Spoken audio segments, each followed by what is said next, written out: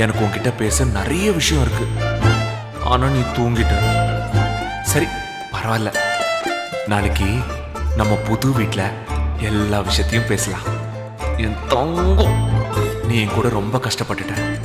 நம்ம வீட்டை மீட்ட நீயும் ஒரு காரணம் தான். நீ இல்லைன்னா அப்பாவோட வீட்டை மீட்டிருக்கவே முடியாது.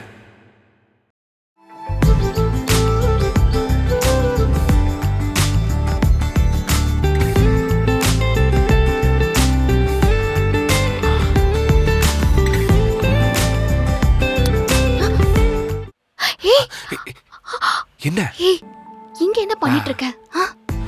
ஏன் நான் உன் பக்கத்துல படுக்க கூடாதா?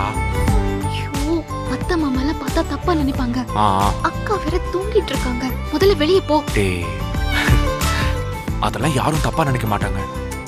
ஐயோ, புரிஞ்சுக்க மாட்டேங்கறியே. முதல்ல வெளியே போ. அதெல்லாம் முடியாது. இன்னைக்கு உன் கூட தான் தூங்க போறேன். ஐயோ, ஏன்? ஏன்னு கேட்டா, தனியா படுத்தா எனக்கு தூக்கம் வரல, அதான் இங்க வந்து படுத்தேன். ஏன் தூக்கம் வரல?